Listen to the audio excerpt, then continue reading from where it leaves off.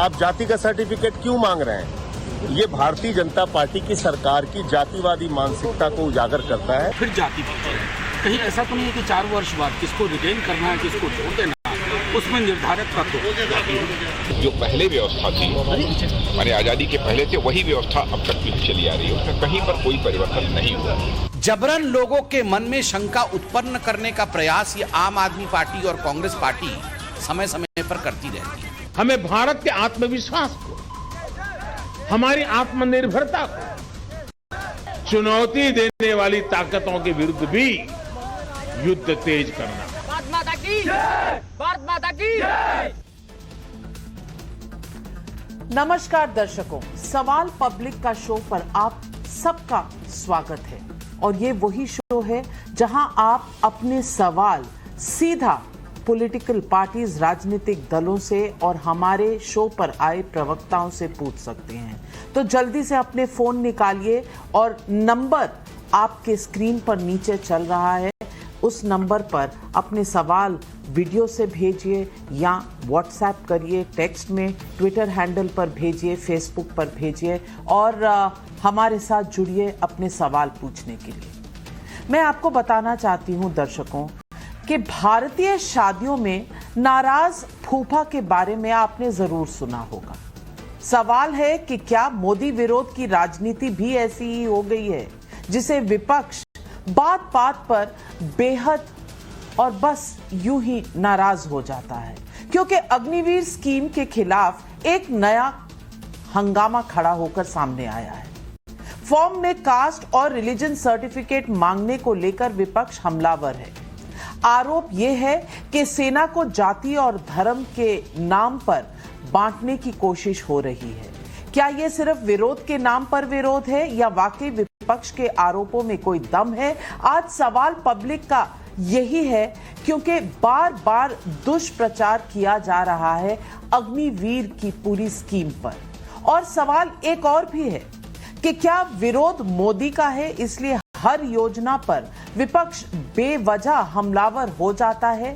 यही है आज पब्लिक का सवाल।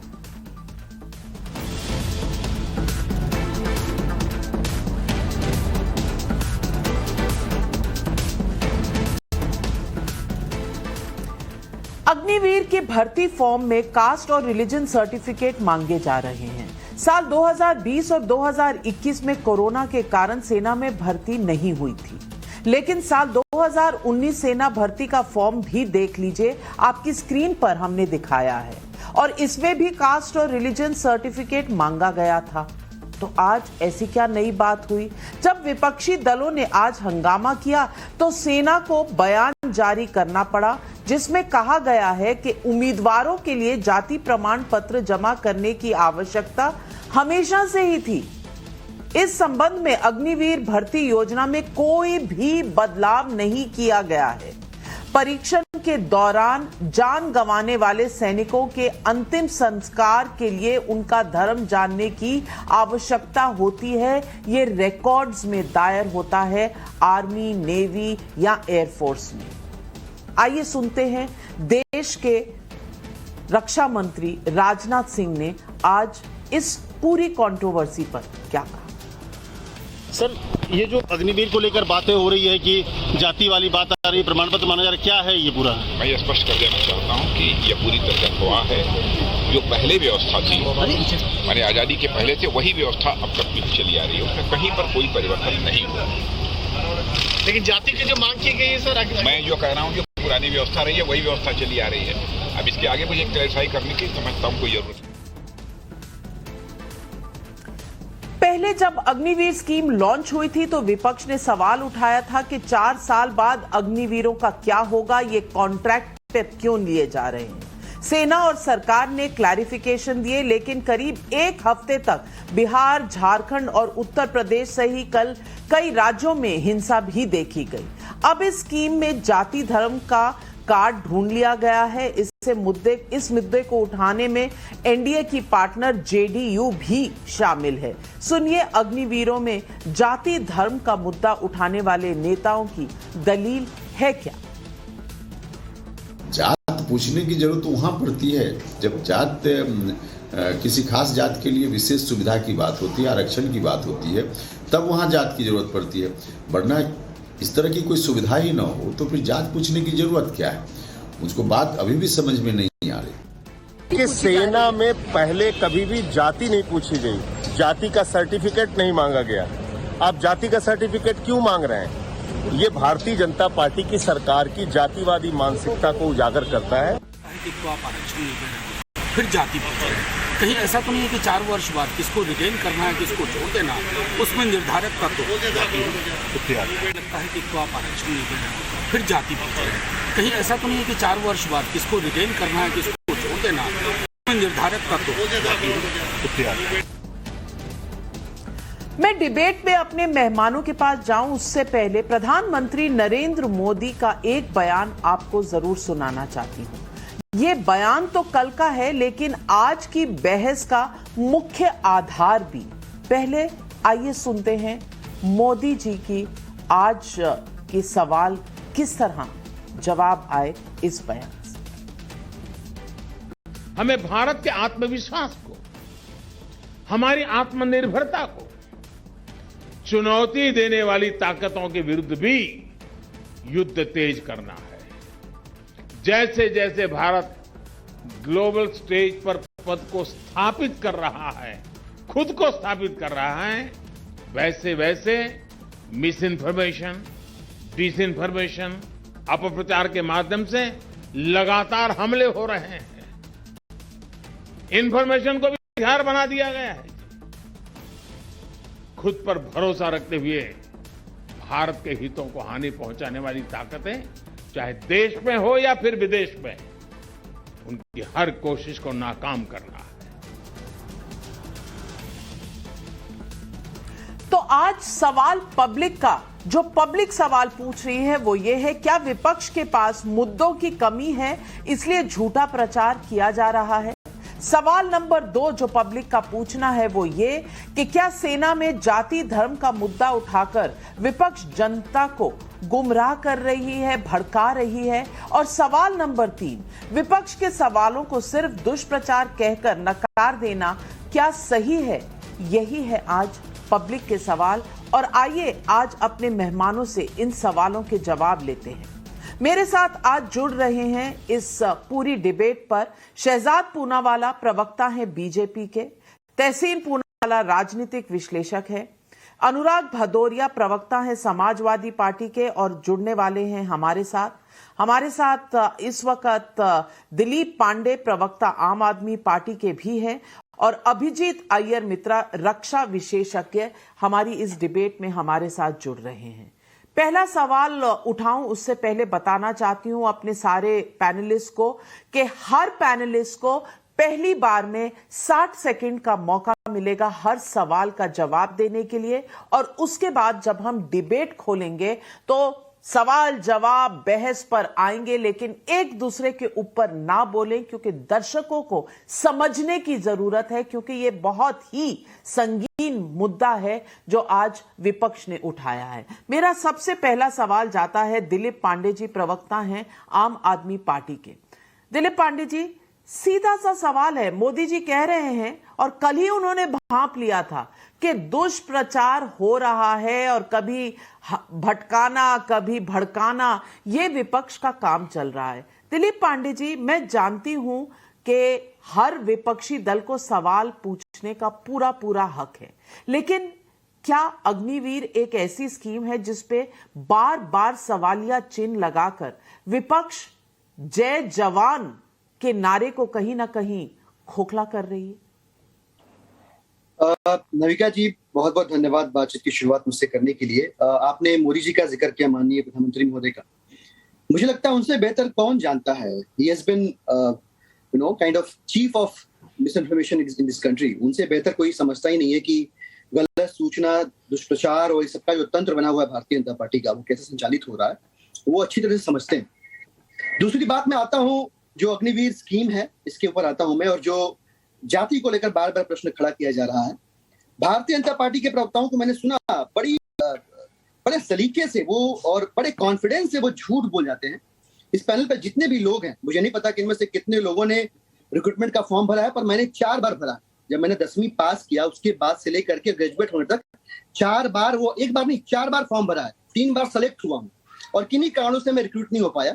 एक बार नेवी का भरा है, 2 बार नेवी का भरा है, एक बार आर्मी का भरा है जो सेकंड लेफ्टिनेंट का होता है, एनडीए वाला, सीडीएस वाला, और एक बार मैंने एयरफोर्स का भी फॉर्म भरा। मैं बड़ी जिम्मेदारी से कह रहा हूँ कि जब फॉर्म भरा था मैंने, उस फॉर्म में नेशनैलिटी पूछा गया था, उस फॉर्म में रिलीजन पूछा गया था, उस फॉर्म में कास्ट नहीं पूछा गया था। और जितने भी लोग यहाँ बैठे हुए हैं उनको अगर किसी ने भी फॉर्म भरा होगा तो मैं बताना चाहूंगा कि 17 किस्म के डॉक्यूमेंट मांगे जाते हैं, जिसमें चरित्र प्रमाण पत्र होता है, मैरिज सर्टिफिकेट होता है, एडमिट कार्ड होता है, आधार कार्ड होता है, मार्कशीट होता है, 10th का 12th का मूल निवास प्रमाण पत्र होता है, जाति प्रमाण पत्र होता है, 2 पासपोर्ट साइज फोटो होता है, वो अलग से मांगा जाता है। लेकिन फॉर्म में कहीं भी, मैंने भरा हुआ फॉर्म, इसलिए बड़ी जिम्मेदारी से कह रहा हूँ, ये बार बार हवाला दे रहे हैं कि 2019 का फॉर्म देख लीजिए, आर्मी कह रही है ये देख लीजिए, पर इनमें से किसी ने रिक्रूटमेंट का फॉर्म नहीं भरा है। मैंने भरा है, मैं रिक्रूट होकर नेवी हेडक्वार्टर तक ज्वाइन करने भी गया हुआ था। चलिए पांडे जी, आपके 60 सेकंड खत्म हुए, आपने मुद्दा उठाया है और मैं जवाब मांगूंगी शहजाद पूनावाला जी, जो बीजेपी की बहुत बड़े दलदल में देश को ढकेलने जा रही है। इस स्कीम के प्लस माइनस पर चर्चा होनी चाहिए। इन्फॉर्म जो लोग हैं वो इसके ऊपर वो बात को समझते हैं कि सीधे सीधे इस देश की युवा पीढ़ी को केंद्र सरकार गड्ढे में ढकेलने जा रही है। जो नौजवानों का सबसे क्रीम पीरियड होता है 17 से 21 साल का, उसको बर्बाद करने जा रही है। आज देश को 2 संकट घेरे हुए हैं, एक महंगाई का, एक बेरोजगारी का। आप समझिए कि बेरोजगार नौजवान क्या क्या करता है और कल को वो जो आर्म्ड होगा, ट्रेंड होगा, तो वो क्या क्या कर सकता है फ्रस्ट्रेशन में, ये भी समझिए आप। तो सीधे सीधे ये देश को, देश के नौजवानों को बहुत बड़े। चलिए, आपने जो सवाल उठाए उनका जवाब लेते हैं शहजाद पूनावाला जी। शहजाद पूनावाला जी, भावुक है दिलीप पांडे जी, क्योंकि उन्होंने ये फॉर्म 3 बार भरा है, ये उनका कहना है। और मैं आपसे पूछना चाह रही हूं, क्या उनके इस पूरे आर्ग्यूमेंट में तथ्य है? क्योंकि 2017 और 2019 के फॉर्म हमने अपनी स्क्रीन पर डाले हैं जिसमें भी कास्ट मांगी गई थी। तो ये अब क्या नया है? जब दिलीप पांडे जी ने भरा था तब कास्ट नहीं पूछा, रिलीजन पूछा, अब कास्ट पूछा जा रहा है। और ऐसा शक शुबा वरुण गांधी जी जो आपके पार्टी से है उनका भी है। तो जवाब दीजिए शहजाद पूनावाला जी कि ये एक नया सवालिया चिन्ह क्यों है? नाविका जी, मुझे लगता है दिलीप भाई इसे विज्ञापन का स्लॉट समझ बैठे। आपका रूल तो 1 मिनट का है, वो 3 मिनट बोल पड़े।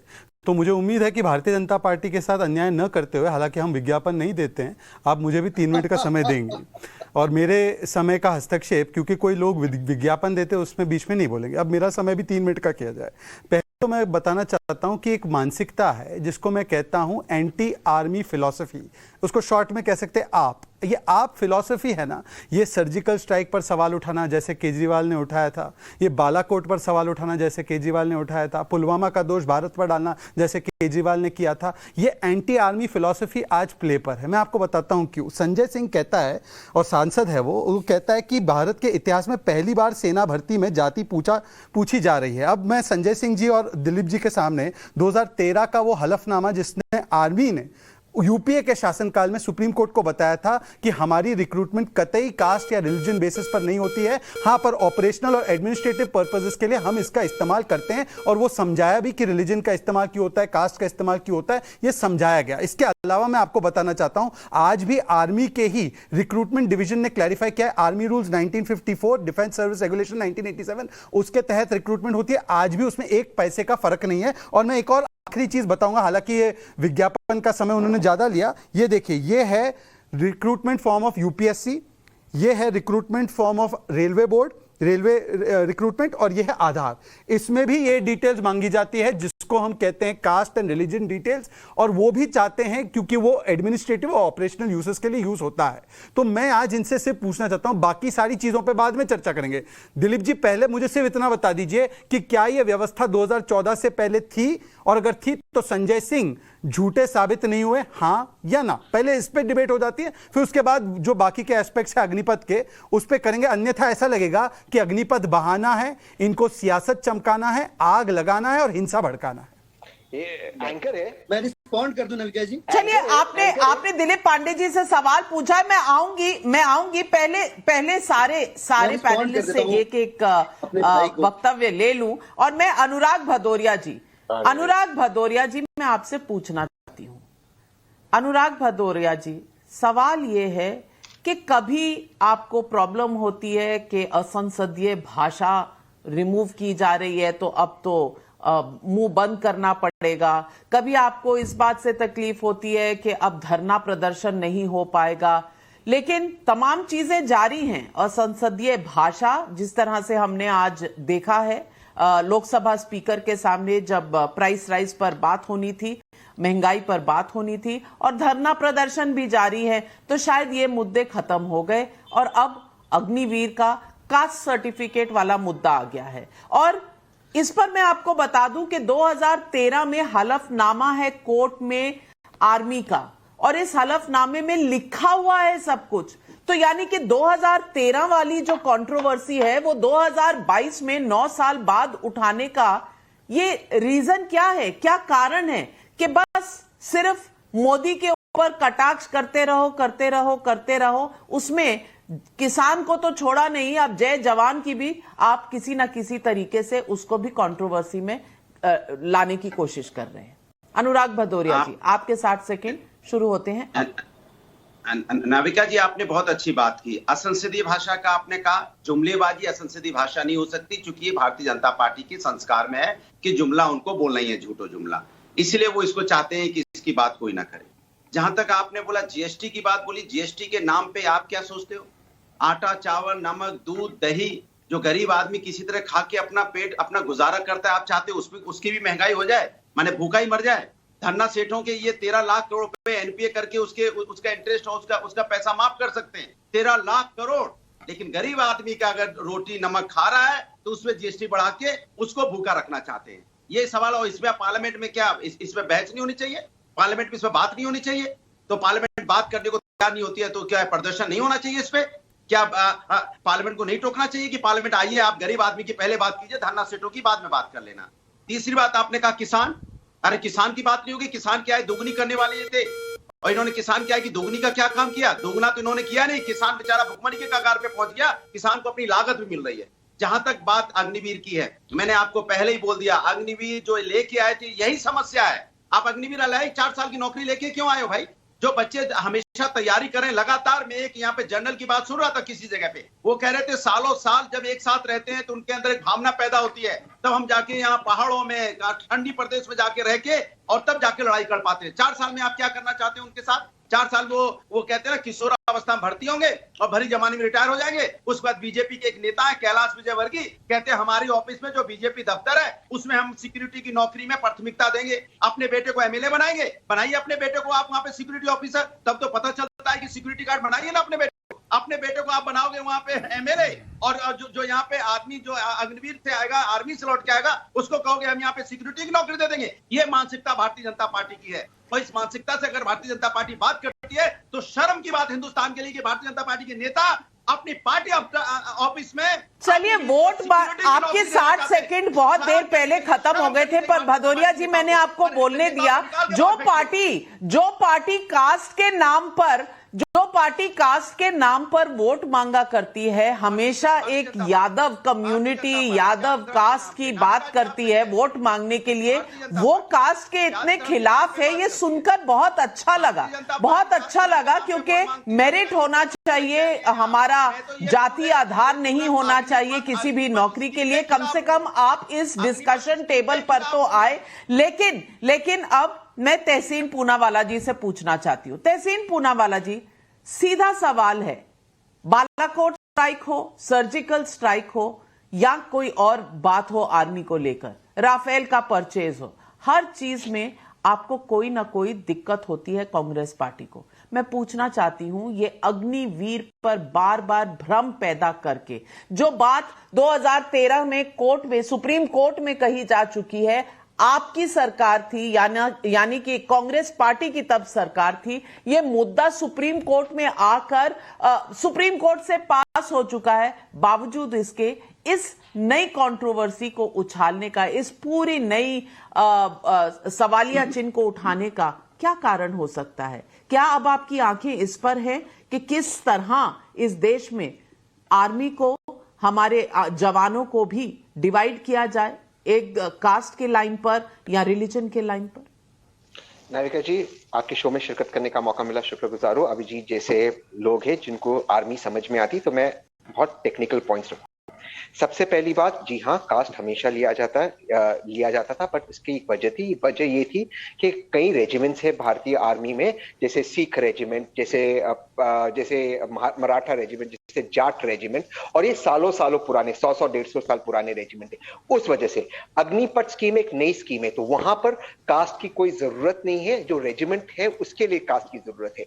तो माननीय डिफेंस मिनिस्टर, आप गलत कह रहे थे और शहजाद जी भी गलत कह रहे थे। दूसरी चीज और सबसे अहम चीज है जो भाजपा उत्तर नहीं दे रही आवाम को, वो ये है कि जो लोग 4 साल तक अग्निवीर स्कीम का हिस्सा रहेंगे, अग्निपथ हमारे अग्निवीर रहेंगे, 75% लोग छोड़ देंगे, 25% को रिटेन करेंगे। ये कैसे रिटेन करेंगे उसका तो उन्होंने उत्तर दिया नहीं, लेकिन सबसे अहम और महत्वपूर्ण बात है कि बार बार सेंट्रल गवर्नमेंट कहती है कि जो लोग को हम निकाल देंगे, 75% लोग, हम इनको ऑब्जॉर्व करेंगे। मैं आपको आंकड़े से अपनी बात समाप्त करता हूं। आज तक, और ये पार्लियामेंट्री फिगर्स है, सेंट्रल गवर्नमेंट में जो रिक्रूटमेंट किया गया है, जो लोग ने आम को छोड़ा है, वो महज 1.29% है, और पब्लिक सेक्टर अंडरटेकिंग्स में 1.15%। यानी भारतीय जनता पार्टी जो आती है यहां पर लोगों को झूठ कहती है कि जो 75% लोग निकाले जाएंगे, इनके लिए आज जो लोग निकालेंगे उनकी रिक्रूटमेंट नहीं, कोई और की रिक्रूटमेंट नहीं हो रही। इसलिए जब संजय सिंह सवाल उठा रहे, बिल्कुल सही सवाल उठा रहे कि आप ये जो 25% को डिस्पर्स करेंगे, कैसे करेंगे, किस आधार पर करेंगे, क्या एक कास्ट के आधार पर होगा, ये जरूरी है। मैं तहसीन पूनावाला जी आपकी दाद देती हूं, क्योंकि ये इंटरव्यूज मैं भी कर चुकी हूं और आप भी देख चुके हैं।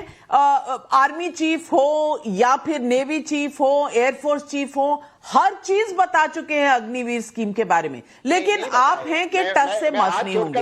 ना आपने उनकी बात पर विश्वास किया था जब सर्जिकल स्ट्राइक है, और ना आपके सवाल अब खत्म हो रहे हैं। लेकिन अभिजीत अय्यर मित्रा जी रक्षा विशेषज्ञ हैं, मैं उनको बुलाना चाहूंगी। अभिजीत अय्यर मित्रा, क्या ये मोदी विरोध है या सचमुच अग्निवीर स्कीम में ये एक नया लूपहोल ढूंढ कर लाई है विपक्ष, जिससे सवालिया चिन्ह लगाना चाह रही है अग्निवीर स्कीम पर? देखिए, ये 70 तो नहीं, कम से कम 120 साल से चलने वाला स्कीम है। आपको जरूर, आपके दर्शकों को 2 पेपर पढ़ने चाहिए। एक है येल के जो प्रोफेसर हैं स्टीव विल्किंसन, उनका आर्मी और नेशन, और दूसरा है यूनिवर्सिटी ऑफ एडिनबरा का शुरावर्ती का पेपर, जो है Punjabisation of the Indian army from 1857 to 1947। इसमें आपको पता चलेगा, और जैसे तहसीन ने बोला था कि जब अंग्रेज थे इधर, उन्होंने आर्मी को कास्ट, रिलीजन और क्षेत्र के बेसिस पे डिवाइड किया था, क्योंकि उनका मानना था कि अगर कोई एक क्षेत्र में भगवा हो गया तो दूसरे क्षेत्र के जो सेना लोग हैं वो हमारे खिलाफ भगवा नहीं करेंगे। तो एक किस्म से हर क्षेत्र का और हर धर्म का और हर जाति का उसने बैलेंस रखा हुआ था। तो वो जाति को एक्सप्लॉइट करते थे, धर्म को एक्सप्लॉइट करते थे, क्षेत्र को एक्सप्लॉइट करते थे, ताकि उनका राज कभी ना चला जाए। स्टीव विल्किंसन के किताब से क्या पता चलता है कि कांग्रेस पार्टी ने इसको एकदम उल्टा किया था, क्योंकि उनको ये पता था कि अगर फौज और पंजाबाइज्ड होते रहे तो क्या होगा कि एक क्षेत्र को बहुत सारा पावर आ जाएगा। तो उन्होंने पहले से ही कोशिश किया कि हर नाम वही रहे, यानी कि सिख रेजिमेंट या महार रेजिमेंट या ये रेजिमेंट या वो रेजिमेंट, पर उन्होंने क्या किया, कास्ट पता लगा के, धर्म पता लगा के, क्षेत्र पता लगा के उन्होंने बहुत मिक्सिंग मैचिंग किया, ताकि हर रेजिमेंट में बहुत सारे धर्म हो, बहुत सारे क्षेत्र हो, बहुत सारे जात हो। और उन्होंने इसके बारे में सोचना इंडिपेंडेंस से पहले ही करना शुरू कर दिया था। 1932 से ही सरदार पटेल ने, नेहरू ने बहुत अपना दिमाग लगाया था, राजगोपालाचारी ने बहुत अपना दिमाग लगा के ये कास्ट, धर्म और रिलीजन का मिक्स मैच किया। तब से वो जानना चाहते हैं आपका धर्म क्या है, आपका कास्ट क्या है और आपका क्षेत्र क्या है, ताकि आप कभी भी अपने ही क्षेत्र के लोगों के साथ, कभी भी अपने धर्म के लोगों के साथ, कभी भी अपने जात के लोगों के साथ आप एकजुट नहीं होंगे। तो मेरे को ये समझ में नहीं आ रहा है कि कांग्रेस इसका क्यों विरोध कर रहा है और जो वामपंथी है वो इसका क्यों विरोध कर रहा है, क्योंकि ये तो कांग्रेस की ही पॉलिसी है कि हम सबको मिलाएंगे, जान के मिलाएंगे, जान के बांटेंगे नहीं, जान के मिलाएंगे। तो कांग्रेस को तो इस पर ताली मारनी चाहिए कि नरेंद्र मोदी जी ने उनका पॉलिसी को लेके और बड़ा किया है। मैं इसका उत्तर दे देता हूँ नाविका जी, संक्षेप में उत्तर दे देता हूँ। थैंक यू अभिजीत जी, आपने जो कहा कि कांग्रेस ने जी बताएं के लिए कुछ, जी थैंक यू अभिजीत जी, आपने जो कहा कांग्रेस ने एक्चुअली देश के लिए कुछ अच्छा किया, मैं उसी को तर्क को आगे ले जाना चाहता था मेरे 60 सेकंड के बाद। देखिए ये जो कास्ट लिया जा रहा था रेजिमेंट के लिए, उसको एक पॉजिटिव मिक्स मैच करने के लिए, आज अग्निपथ एक नई स्कीम है, यहाँ पर कास्ट की जरूरत आवश्यकता नहीं है, बिकॉज ये देश ये एक यूनियन स्कीम है, यहाँ पर अलग अलग रेजिमेंट्स में आप नहीं जा रहे हो, अग्निवीर स्कीम में जा रहे हो, अग्निपथ स्कीम में जा रहे हो, तो आपको कास्ट क्यों जानना है? रिलीजन जानना जरूरी है, क्योंकि अगर आप शहादत देते हो देश के लिए तो आपकी अंतिम क्रिया किस प्रकार से हो उसके लिए रिलीजन जानना जरूरी है, नॉट कास्ट। ये इसलिए इसमें संदेह पैदा होता है, इसलिए डाउट पैदा होता है कि जो 25% लोगों को ये लोग रिटेन करने वाले, 75% लोगों को निकालने वाले, कहीं इस पर पॉलिटिकल प्रेशर ना आए, कहीं इसकी वजह कोई और प्रेशर ना आए। अब तक शहजाद नहीं बता पाए कि जो लोग बाहर जाएंगे 75% और सेंट्रल गवर्नमेंट में ऑब्जॉर्ब हो गया पुलिस फोर्सेस में, वो किस प्रक्रिया से होंगे वो स्पेसिफिक बताए, ना बताए कि आर्मी चीफ पे आपको भरोसा नहीं, नेवी चीफ पे आज और स्पेसिफिकली बताए कि आपके इतने सवाल है तहसीन पूनावाला जी, तो मैं आपको बता दूं इंडियन आर्मी का ईथॉस, वेबसाइट पे अवेलेबल है, indianarmy.nic.in पर लॉगिन कर लीजिए और उसमें लिखा हुआ है कि फेयरनेस भी है यहाँ पर और non discrimination. Indian army does not discriminate on account of caste, creed or religion. A soldier is a soldier first and anything else is later. और सर्व धर्म संभाव से किस तरह से आर्मी में होता है, ये तस्वीरें हम आपको दिखा देते हैं। ये तस्वीरें आपकी स्क्रीन पे चल रही हैं कि यहाँ पे पूजा भी होती है, यहाँ पे नमाज भी पढ़ी जाती है, यहाँ पर कोई क्रिश्चियन भी आ सकता है, धर्म संभाव चलता है। लेकिन ये आपके जहन में, आपके दिमाग में हर चीज इतनी बटी हुई है शहजाद पूनावाला जी, इसका कारण क्या है ये जरूर बता दीजिए। देखिए मैं बताता हूँ, जाखी रही भावना जैसी प्रभु मूरत देखी तिन तैसी। जिनके मन में हमेशा डिवाइड एंड रूल की भावना हो, जिनका काम ही बांटना हो हर चीज पर, तो वो तो वही देखेंगे। मेरे 2-3 सवाल है। देखिए, एक की पीछे बुक शेल्फ है खाली, दूसरा है मुद्दों की कंगाली और तीसरा है झूठों की थाली। ये देखिए अनुराग जी के पीछे बुक शेल्फ तो है पर वो खाली है, इसी तरीके से इनके सारे कंटेंट भी खाली है। मैं आपको बस 2-3 बातें बताता हूँ। अरे जरा सुन लीजिए, अब सुन लीजिए भाई, अरे सुन लीजिए, कृपया व्यवधान ना करे। और मैंने जो शब्द बोले वो एक्सपंज की श्रेणी में नहीं है, एक्सपंज की श्रेणी में है क्या? आपका बुक शेल्फ खाली होना, इनकी मुद्दों की कंगाली होना और झूठों की थाली होना, ये एक्सपंज की श्रेणी में नहीं है। अच्छा नाविका जी थोड़ा संरक्षण दे दीजिए ना, नाविका जी संरक्षण दे दीजिए। पहले एक विज्ञापन वाले बैठे हैं और दोनों ये बैठे हैं, आप कैसे मैं जवाब दूं सबका?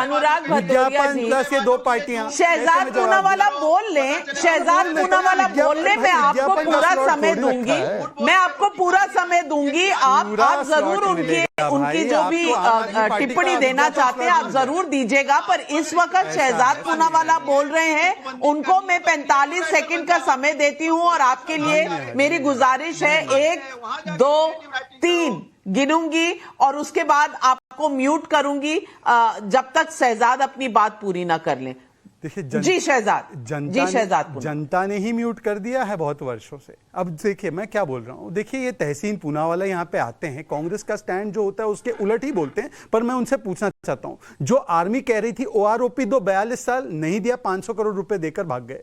नेशनल वॉर मेमोरियल बनाओ, 50 नहीं बनाया, सीडीएस दो 10 साल सीडीएस नहीं बनाया, बुलेट प्रूफ जैकेट दो 9 साल बुलेट प्रूफ जैकेट नहीं दिया, रफाल चाहिए रफाल नहीं दिया, एलएसी पर इंफ्रास्ट्रक्चर बनाओ तो एके एंटनी खड़े होकर बोले मैं नहीं बनाऊंगा, ये हमारी नीति है। आज वो तहसीन पूनावाला ये बता रहे हैं कि आर्मी के लिए सबसे बेस्ट रिक्रूटमेंट पॉलिसी क्या होगी, जबकि आर्मी या आर्म फोर्सेस की कोई रिकमेंडेशन अगर उनके पास हो कि उन्होंने ये बोला है सरकार से क्योंकि अब अग्निपथ की व्यवस्था है तो हमें ये तब्दीली करनी है। भाई ये तहसीन पूनावाला हुए ही ये सड़क का गुंडा कहने वाले आर्मी को, ये आर्म फोर्सेस को लगातार गाली देने वाले, डोकलाम क्राइसिस में धोखा देने वाले, ये पुलवामा का दोष भारत पर डालने वाले, सर्जिकल स्ट्राइक का प्रूफ मांगने वाले, ये आर्म फोर्सेस को बताएंगे उनके लिए क्या बेहतर है। और जब वो खुद करे तो चमत्कार, दूसरे करे तो वो गुनेगार। मतलब ये तर्क तो कतई माने नहीं जा सकता। दूसरी बात, मैं दिलीप जी का बड़ा आदर करता हूं। दिलीप जी यहां पर अब मुझे बताएं, केवल इतना बताएं, संजय सिंह का एक वाक्य कि ये पहली बार भारत में यह व्यवस्था की जा रही है, क्या ये फैक्चुअल पटल पर सही है या ये फैक्चुअल पटल पर गलत है? अब इसको स्पिन मत दीजिए कि 75% को इस प्रकार से निकालेंगे। ये तो ऐसा तर्क हो गया कि चाची की मूंछ होती तो चाचा होते, ये चाची की मूंछ होती तो चाचा होते वाला तर्क मत दो, 75% वाला तर्क मत दो। मुझे बताओ कि रिक्रूटमेंट की स्कीम में पहली बार क्या ये कास्ट सर्टिफिकेट मांगा जा रहा है, जैसे संजय सिंह जी एक सांसद बता रहे हैं? अगर ये गलत बात है तो उन पर क्या कार्रवाई होगी? या ये वही वाली नीति है जो सर्जिकल स्ट्राइक पर केजरीवाल जी ने सवाल उठाया था, जो पुलवामा का दोष भारत पर डाला था? मुझे बोलने की अनुमति है नाविका जी? मुझे भी उत्तर देना है नाविका जी, अगर आप जी बोले, जरूर बोले। बिना मतलब आप दूल्हे क्यों बन रहे भाई? उनका जवाब देना है उनको। काफी दिनों बाद शहजाद को सुन रहा हूं, अनुजवत रहे हैं और इतना अहंकार है कि वो एक माननीय सांसद को संजय सिंह बोलता है कह के संबोधित कर रहे हैं। उनका जैसा संस्कार है उनके काम आएगा, मेरे संस्कार मेरे काम आएंगे। पीएम के लिए आपने क्या बोला है? उन्होंने पीएम के लिए केजरीवाल ने क्या बोला है? भाई मेरी बात सुन लीजिए। पीएम के लिए केजरीवाल ने क्या बोला है? आपका तो पूरा मुझे, आप हमें अलग अलग तरीकों से काउंटर करने की संस्कार वो सिखाए जो संस्कार पालन करे। बंधु आप सुन ले मेरी बात, आप जवाब दीजिए मेरे। चलिए संस्कार यहाँ शो पर नहीं सिखाए जाते, पर अगर हम एक दूसरे को अच्छी तरह संबोधित करें तो इसमें कोई हर्ज नहीं है, इसमें कोई हर्ज नहीं है। ये हर माफी मांगेंगे तब मैं उनके लिए भी अच्छे शब्द इस्तेमाल कर रहा हूँ। प्रधानमंत्री के लिए इस्तेमाल किए गए शब्द के लिए माफी मांगे पहले। शहजाद आप अगर चुप हो जाएंगे तो अपनी बात रखूंगा, आपको भी कहने में अच्छा लगेगा, मुझे भी सुनने में अच्छा लगेगा। आप तो YouTube पे फ्री भी आपका आक्रोश, आप आक्रोशित हो जाएंगे। जी दिलीप पांडे, क्योंकि आपके पास आप आक्रोशित हो रहे हैं। जो सवाल शहजाद ने पूछा, मैंने अपनी बातचीत की शुरुआत में उसका जवाब दे दिया था और उन्होंने ध्यान से नहीं सुना, क्योंकि उन्हें सिर्फ कहने से मतलब है, सुनने से मतलब नहीं है। दूसरी बात यह कि जो सबसे बड़ा तर्क आ रहा है कि पहले की व्यवस्था है, 2013 में आर्मी ने सुप्रीम कोर्ट में ये एफिडेविट में कह दिया, उसके बाद ये वाला। मैं समझना चाहता हूं शहजाद से कि अगर पहले की ही व्यवस्था है, सब कुछ पहले जैसा ही है, तो क्यों कम कर दे रहे हैं, कार्यकाल क्यों कम कर दे रहे हैं? आप कह रहे हैं कि उसके बाद उनको ऑब्जर्व कर लिया जाए, कहीं लिखित में नहीं दे रहे हैं। आप चाह रहे हैं कि सिर्फ उनके कहे पे विश्वास कर लिया जाए। पहली बार ऐसा हुआ कि सरकार की एक पॉलिसी बन के आती है जिसका सब विरोध करते हैं और उसके डिफेंस में आर्मी को आना पड़ रहा है। तो सियासत और सेना को Bharatiya Janata party mix and match कर रही है। और एक फ्रेश रिपोर्ट मैं आपको बताता हूं, मैं अभी की रिपोर्ट है, देश के संसद की संसदीय समिति की रिपोर्ट है। रक्षा बजट में 63,000 करोड़ रुपए की कटौती कर दी गई है। पार्लियामेंट्री कमेटी कह रही है कि सीमा पे जो तनाव स्थिति बनी हुई है, ऐसे में बजट की कटौती करना देश हित में नहीं है, देश के खिलाफ है। ये मैं नहीं कह रहा हूं, ये पार्लियामेंट्री कमेटी कह रही है। जहां चीन देश के अंदर घुसे जा रहा है, मोदी जी उस पर चू नहीं कर पा रहे हैं चीन के देश के अंदर घुसने के ऊपर, और जहां चीन हर साल 4 लाख लोगों को रिक्रूट कर दे रहा है, 7.5 लाख लोगों ने अप्लाई किया 40,000 जॉब के लिए, उस पर भारतीय जनता पार्टी और शहजाद जी अपना सीना ठोक रहे हैं, जबकि उनको भी मालूम है कि उनमें से 34,000 निकाल दिए जाएंगे। तो अगर सब कुछ अच्छा था पहले वाला, तो ये कनिंगनेस ऑफ कन्वीनियंस क्यों हो रहा है? ये बदमाशी क्यों की जा रही है? ये चालबाजी क्यों की जा रही है देश के नौजवानों के साथ? 4:30 बजे 5 बजे भोर में उठ के इस देश का नौजवान 1 मील की दौड़ को 5 मिनट में पूरी करने के लिए तैयारी करता है, अपनी जीवन दांव पे लगाता है, खून पसीना लगाता है, इस उम्मीद में कि वो सिर्फ नौकरी नहीं पाएगा, 15-20 रुपए की सैलरी नहीं पाएगा, देश की सेवा करेगा, फक्र से और गांव लौटेगा, अपने घर परिवार का ख्याल रखेगा छुट्टियों में। आप क्या कह रहे हैं कि भाई तुम 17 साल जो आपका सबसे क्रीम पीरियड है आपकी जवानी का, आप उसमें भर्ती हो जाइए, और जब आप ठीक से बड़े भी नहीं हुए होंगे, जब आप जिम्मेदारियां उठानी शुरू करेंगे, तभी आपको लात मार के आर्मी से निकाल दिया जाएगा 10-11 लाख रुपए का वो देके। तो आप जो है सीधे सीधे इस देश को एक बड़ी विपदा में, छोटी विपदा नहीं, एक बड़ी विपदा में ढकेल रहे हैं, उनको ट्रेन करके बेरोजगार करके 17 साल 18 साल के बाद 21 साल के बाद नौजवान कहाँ जाएगा शादी करने के लिए? लेकिन किससे बात दिलीप करेगा? पांडे जी, दिलीप पांडे जी, मैं एक मिनट के लिए अंदर आना चाहूंगी। मैं सिर्फ आपको इतना बताना चाहती हूं कि अगर इतनी ही बुरी स्कीम है तो लाइनें क्यों लगी हुई हैं लोगों की इस अग्निवीर स्कीम में ज्वाइन करने के लिए? नंबर 1। नंबर 2, इस पूरे मुद्दे पर मुझे लगता है आर्मी ने और आर्म फोर्सेस ने बहुत सी सफाइयां दी हैं और बहुत से डिटेल्स दिए हैं। क्यों इस वक्त आप उन पर विश्वास नहीं कर रहे? आज मुद्दा है जो नई डिबेट खड़ी हुई है, कास्ट वाली और रिलीजन वाली। इसमें आपने जो एक चीज कही कि ये मुद्दा नया नहीं है और अगर नया कुछ करना ही नहीं है तो ये सरकार क्यों आई है, ये सवाल बनता है। तो ये अभिजीत अय्यर मित्रा से मैं पूछूंगी। अभिजीत अय्यर, अगर कास्ट की जरूरत नहीं है तो इसको अग्निवीर स्कीम से हटा क्यों नहीं देना चाहिए? देखिए, कास्ट का इधर जरूरत है। जैसे मैंने बोला था, जो हमारे फाउंडिंग फादर्स थे उनका आइडिया था एक कास्टलेस आर्मी। और इसके पहले अंग्रेज क्या करते थे कि वो कास्ट के, जात के आधार पे रेजिमेंट, डिवीजन ऐसे बनाते थे। और इसी वजह से आप देखेंगे कि जो हमने किया अपने फौज के साथ स्वाधीनता के पहले और स्वाधीनता के बाद भी, वो पाकिस्तान ने नहीं किया और इसी वजह से उधर कू होते रहे। तो इधर क्या है कि जात हम जानना चाहते हैं रिक्रूटमेंट फॉर्म पे, ताकि कोई भी ऐसे डिवीजन ना बने जो एक जात का डिवीजन हो, कि हर जात के लोग एक साथ इकट्ठे होने चाहिए। पर उसको इकट्ठा करने के लिए पहले जात का तो पता तो होना चाहिए ना, क्योंकि आर्मी में अगर एक ब्राह्मण और एक ब्राह्मण डिवीजन हुआ और एक क्षत्रिय डिवीजन हुआ तो फौज का होगा क्या? तो इनको मिलाने जुला के रखने के लिए, ताकि एक ब्राह्मण एक दलित के लिए अपना जान दे सके, या दलित एक वैश्य के लिए जान दे सके, या वैश्य क्षत्रिय के लिए जान दे सके, इसी वजह से उन्होंने ऐसे ये सर्कुलेशन मेथड किया था।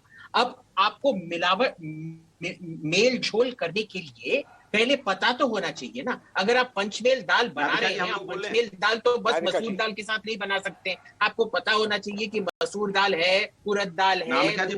ये मुद्दा इतना पेचीदा नहीं है जिसे समझा नहीं जा रहा। लेकिन अनुराग भदौरिया जी, मैं दोबारा ये सवाल पूछना चाहती हूँ कि क्या विपक्ष जानबूझकर समझना नहीं चाह रहा?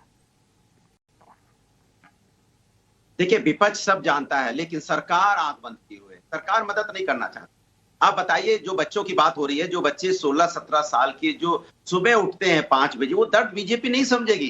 ये जो बैठते हैं दिल्ली में लुटियन जोन में जो सरकार चल रही है, इनको कहां दर्द समझ में आएगा कि बच्चे गांव में या छोटे कस्बों में सुबह 5 बजे उठ के कितने किलोमीटर दौड़ते हैं कि हमारी नौकरी लग जाएगी। पिताजी उनके बेचारे खाना लिए खड़े रहते हैं। किसान के बच्चे हैं, वो किसान की तो इनकम दुगनी की नहीं, उनके तो पेट पे लात मारने में लगे ही हैं। अब किसान के बच्चे जो आर्मी में जाना चाहते हैं, उनको भी 4 साल के लिए लेना चाहते हैं कि उनके भी जैसे 4 साल पूरे हो जाएं, फिर उनको बीजेपी के दफ्तर में सिक्योरिटी की नौकरी दे दें। ये इनकी मानसिकता है। पेंशन तक उनको देना नहीं चाहते। तो ये मानसिकता, नाविका जी, आज आप पत्रकार हैं, शायद आप नहीं समझ पा रही होंगी, लेकिन आज गांव में रह रही होती तो आपको, नाविका जी, लगता कि मेरा बच्चा 4 साल के लिए जाएगा नौकरी के लिए। वो बेचारा सुबह से लेकर शाम तक क्या 4 साल के लिए तैयारी कर रहा है? और जब 4 साल से वहां से लौटेगा उसके बाद क्या प्रोविजन है? अनुराग भदौरिया जी, ऐसा है कि आप जो बता रहे हैं, मैं उससे वाकिफ हूँ, बिहार में पली बड़ी हूँ, तो मुझे पता है बिहार के बच्चे किस तरह करते हैं, यूपी के बच्चे किस तरह करते हैं। लेकिन आज पब्लिक के सवालों का समय है, तो मैं पब्लिक के सवाल रखना चाहती हूँ यहाँ इस शो पर, जो सवाल पब्लिक का शो है। फिरोजाबाद से मयंक भटनागर और मुंबई से संगीता पूछ रही हैं अपने सवाल। आइए सुनते हैं पब्लिक के ये सवाल।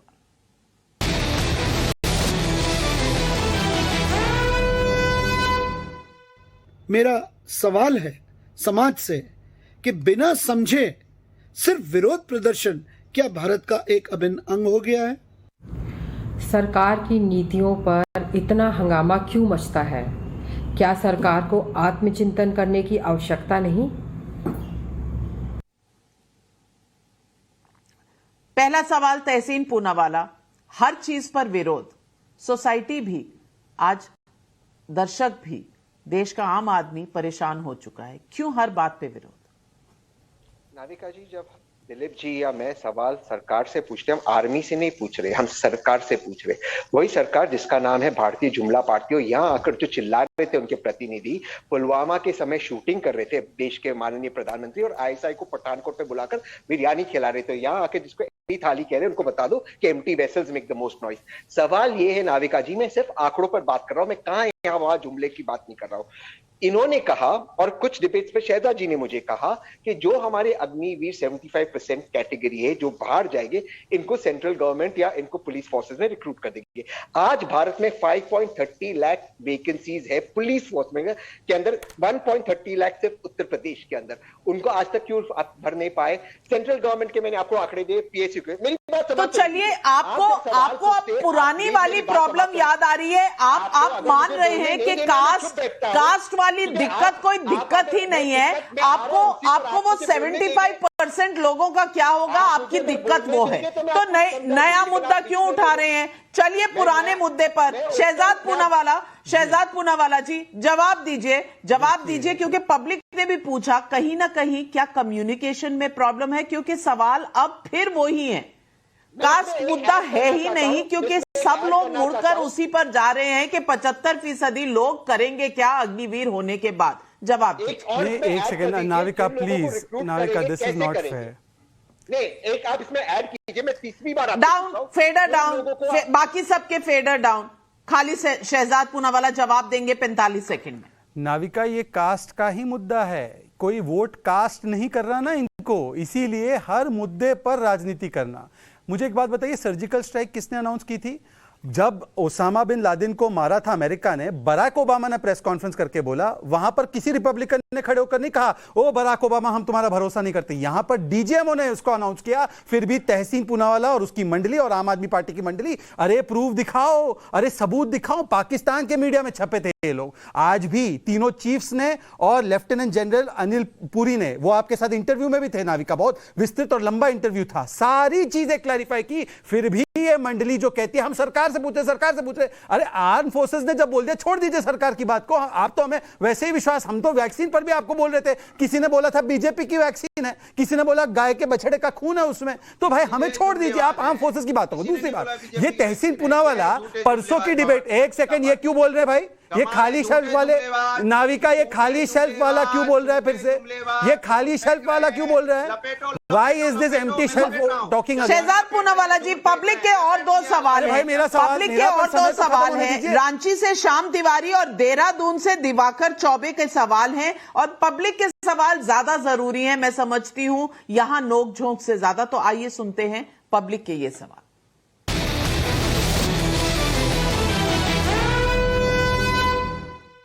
नॉन इश्यू को इश्यू बनाएंगे और फिर कहेंगे कि मोदी क्यों जीतते हैं। विपक्ष सस्ती लोकप्रियता के लिए ऐसा करता है या जानकारी का अभाव है?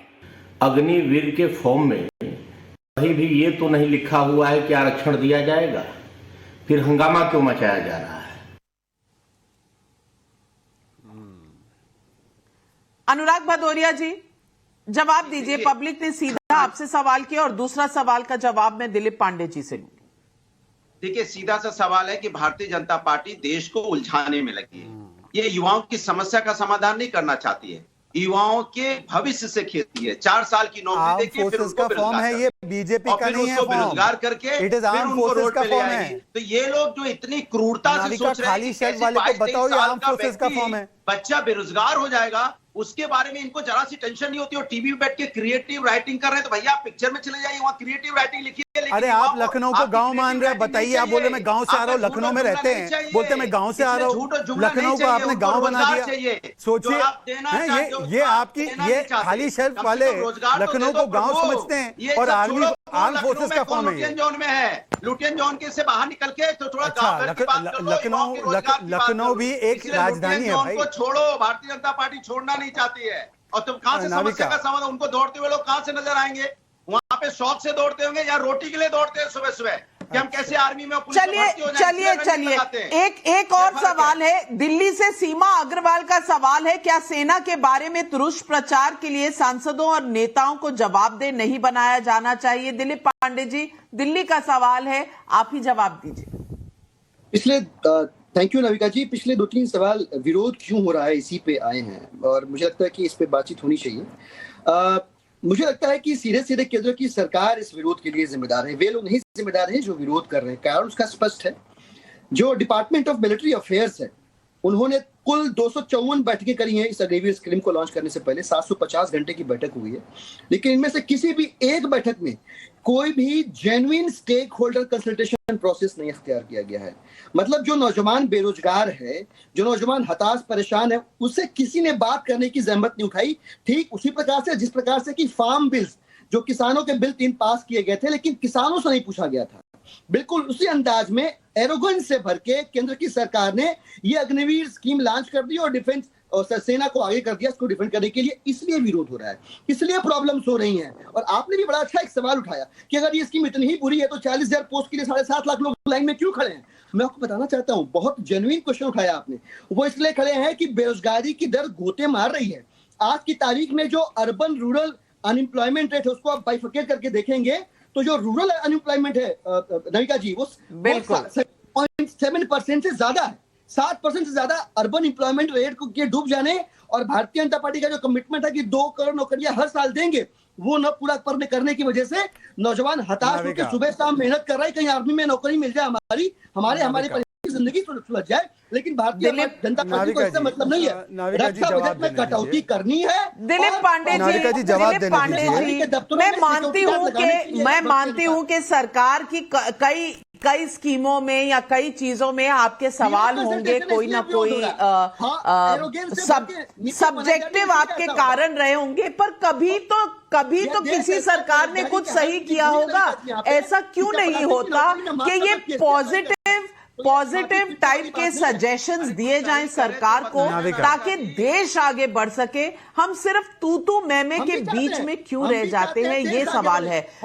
शहजाद पूनावाला, देखिए दोनों सवालों के जवाब के बाद 30 सेकंड का समय मेरे पास, समय की बहुत कमी है, 30 सेकंड का समय आपको दूंगी दोनों पॉइंट्स रिबट करने। नाविका जी देखिए, ये कह रहे स्टेक होल्डर कंसल्टेशन नहीं हुआ, कारगिल रिव्यू कमेटी से लेकर रायना कमेटी की रिपोर्ट सारी चीजें हो गई, परंतु ये कौन चाहता?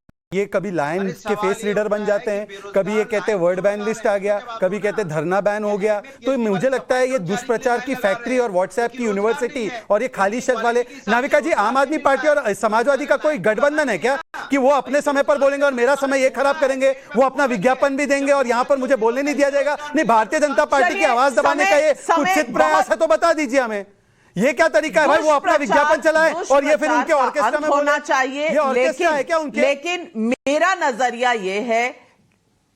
नजरिया सिर्फ इतना है शहजाद पूनावाला जी कि कभी कभी विपक्ष के पास भी कुछ सुझाव ऐसे हो सकते हैं जिससे शायद देश के लोगों का भला हो। इन सुझावों को भी ऑन बोर्ड लेने की एक पहल होनी चाहिए, शायद देश के लोगों का कुछ हित हो इसमें। और दूसरी तरफ अगर मैं कहूं तो विरोध सिर्फ विरोध के लिए नहीं होना चाहिए। भारत की सरहद की रखवाली कर रहा सैनिक जिस जाति धर्म का आप बात कर रहे हैं उस किसी का नहीं होता, उसका सिर्फ एक धर्म होता है, वो है भारतीयता और देश की रक्षा। लेकिन वो सैनिक एक नागरिक भी होता है। ये सेना का अधिकार है कि वो जाने कि एक सैनिक की सामाजिक पहचान क्या है, क्योंकि जाति और धर्म सेना के वैल्यूज के आधार भले ना हो, लेकिन किसी भी सैनिक के जीवन के कई पहलुओं पर इसकी जरूरत पड़ सकती है। मसलन हर एक सैनिक को एक अधिकार है कि वो अपने मत के मुताबिक प्रार्थना करे। सेना भर्ती में जाति और धर्म अगर वाकई मुद्दा होता तो इसे 2022 में उठाने की जरूरत पड़ती ही नहीं। ये मुद्दा कई बार पहले भी उठाया गया है और इस पे सुप्रीम कोर्ट ने अपना ऑर्डर भी दिया हुआ है। ये पहले भी मुद्दा बना है। इस पर हंगामा सिर्फ एक राजनीतिक रोटी को सेकने का संकेत देती है। मैं बस इतनी प्रार्थना करूंगी विपक्षी दलों से कि बस जय जवान को जय जवान ही रहने दीजिए, बांटने की कोशिश मत करिए। आज सवाल पब्लिक का कि इस डिबेट पे बस इतना ही, पर दूसरी तरफ बड़ी खबरें आ रही हैं झारखंड से भी और मुंबई से भी। भावतोष सिंह मेरे सहयोगी मेरे साथ जुड़ रहे हैं इस वक्त लाइव पर। पंकज मिश्रा हेमंत सोरेन के करीबी बताए जाते हैं, एमएलए, उनको गिरफ्तार कर लिया है एनफोर्समेंट डायरेक्टरेट ने। और दूसरी तरफ संजय पांडे डीजीपी रह चुके हैं महाराष्ट्र के, उनकी भी गिरफ्तारी हुई है। भवतोष, आपके पास क्या पुख्ता डिटेल्स हैं? नाविका जी, जब अगर पंकज मिश्रा की बात करें तो उनको मनी लॉन्ड्रिंग केस में अरेस्ट किया। ये दूसरे सहयोगी हैं हेमंत सोरेन के, जो कि अरेस्ट हुए हैं। पंकज मिश्रा के ऊपर आरोप ये है कि उन्होंने इलीगल माइनिंग के केस में काफी लोगों से उन्होंने पैसे लिए थे। और अभी जो एनफोर्समेंट डायरेक्टरेट ने पिछले हफ्ते सर्चेस किए थे उसमें करीब 11 करोड़ से ज्यादा का अटैचमेंट किया था एनफोर्समेंट डायरेक्टरेट ने बैंक अकाउंट से। और 5 करोड़ रुपए जो मिले थे वो दाऊ यादव और पंकज मिश्रा के प्रमाइसेस से मिले थे। उसके बाद से ही पंकज मिश्रा की क्वेश्चनिंग चल रही थी और डायरेक्ट लिंक मिले हैं इलीगल माइनिंग से पंकज मिश्रा के। पंकज मिश्रा जो इनकी कॉन्स्टिट्यूएंसी है हेमंत सोरेन की, झारखंड के जो चीफ मिनिस्टर हैं, उसमें रिप्रेजेंटेटिव थे और उनसे लगातार एनफोर्समेंट डायरेक्टरेट पूछताछ कर रहा था। देखिए, इसमें सबसे इंपॉर्टेंट बात यह है कि एनफोर्समेंट डायरेक्टरेट ने जो स्टेटमेंट इशू किया है, उन्होंने ये कहा है कि 100 करोड़ से ज्यादा का इलीगल माइनिंग में प्रोसीड्स ऑफ क्राइम निकला है, जिसमें कहीं ना कहीं जो लोग क्लोज है हेमंत सोरेन के, उनका इन्वॉल्वमेंट निकला है। इसमें सबसे पहले अप्रैल में जो आईएएस ऑफिशियल थी पूजा सिंघल, उनकी अरेस्टिंग हुई, उनके लोग जो उनके करीबी थे उनकी क्वेश्चनिंग हुई थी। उसके बाद पिछले हफ्ते इन्फोर्समेंट डायरेक्टरेट ने पंकज मिश्रा और दाऊ यादव के घर पे सर्चेस की थी, जिसके बाद करीब 10 करोड़ से ज्यादा का कैश मिला था। उनके ऊपर फिर क्वेश्चनिंग की गई थी। उसके बाद आज करीब 6:30 बजे के आसपास पंकज मिश्रा की अरेस्टिंग हुई है। इससे साफ ये लग रहा है कि जो हेमंत सोरेन के करीबी लोग हैं और भावतोष, दूसरी तरफ महाराष्ट्र की जो खबर है जिसमें पूर्व पुलिस कमिश्नर संजय पांडे जी की अरेस्ट हुई है, ये एनएसई स्टॉक मार्केट का जो एक इन्वेस्टिगेशन चल रहा था, इसके तहत हुई है। नाविका जी, उसमें ही अरेस्टिंग हुई है संजय पांडे की, क्योंकि इसमें यह कहा जा रहा है कि इलीगल फोन टैपिंग चल रही थी 2009 से 17 के बीच में, जिसमें संजय पांडे की जो कंपनी है आईसेक सिक्योरिटीज, उसमें इलीगली फोन टैपिंग चल रही थी एनएसई एम्प्लॉयज के लिए। इसमें चित्रा रामाकृष्णा की पिछले 4 दिन पहले उसकी अरेस्टिंग हुई थी। चित्रा रामाकृष्णा संजय पांडे और एनएससी के पूर्व अधिकारियों ने मिलके ये कहा था कि वो स्टडी कर रहे हैं साइबर वल्नरेबिलिटी की, और ये सिर्फ एक ढंग से नकली रूप से फोन टैपिंग करने का ढंग था। इसमें करीब 12.5 करोड़ की मनी लॉन्ड्रिंग का एविडेंस मिला है इन्फोर्समेंट डायरेक्टरेट को। आज सुबह संजय पांडे को क्वेश्चनिंग के लिए बुलाया गया था। बड़ी खबरें आ रही हैं इस वक्त मुंबई और झारखंड से। हम आपको बता दें दर्शकों के, पूजा सिंघल जो ओएसडी थी हेमंत सोरेन जी झारखंड के मुख्यमंत्री के सरकार में, और दूसरी तरफ संजय पांडे जो पूर्व पुलिस कमिश्नर थे, दोनों की इस वक्त एनफोर्समेंट डायरेक्टरेट में जांच चल रही है। पंकज मिश्रा का अरेस्ट भी हुआ है, संजय पांडे जी का भी अरेस्ट हुआ है। बड़ी खबरें, और इन खबरों पे हम लगातार बने रहेंगे और तमाम डिटेल्स आपके लिए लेकर आते रहेंगे। भावतोष, आपका बहुत बहुत धन्यवाद ये पूरे डिटेल्स देने के लिए। लेती हूं आपसे इजाजत इन बड़ी खबरों के साथ, लेकिन